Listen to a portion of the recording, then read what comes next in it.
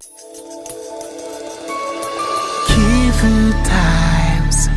Kivu Times.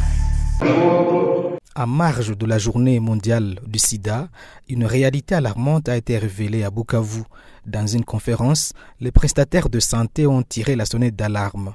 Ils sont actuellement à court d'intrants, rendant difficile la prise en charge efficace des personnes vivant avec le VIH.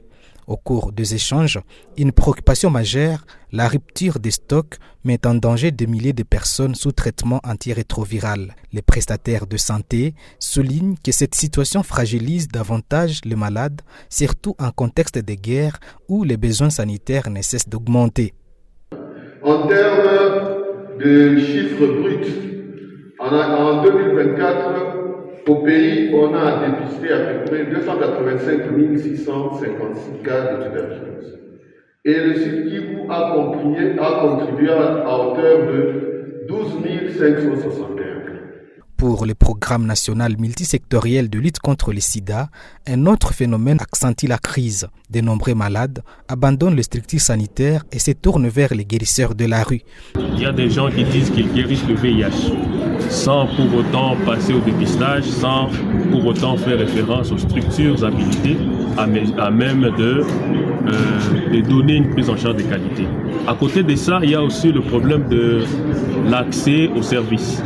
Accès aux services, c'est par exemple le préservatif, c'est par rapport, c'est peut-être l'inaccessibilité peut-être de routes qui peuvent aussi avoir des effets sur la façon dont on est en train de mener la lutte. Donc c'est en tout cas beaucoup de problèmes et on ne peut pas arriver à l'objectif 2030 si on n'arrive pas à répondre à tous ces problèmes-là.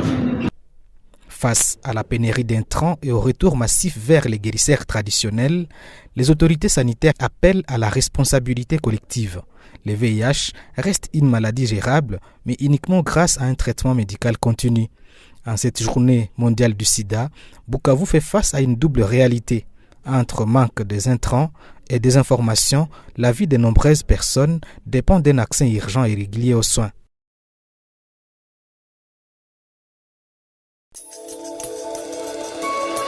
Kivu Times. Kivu Times.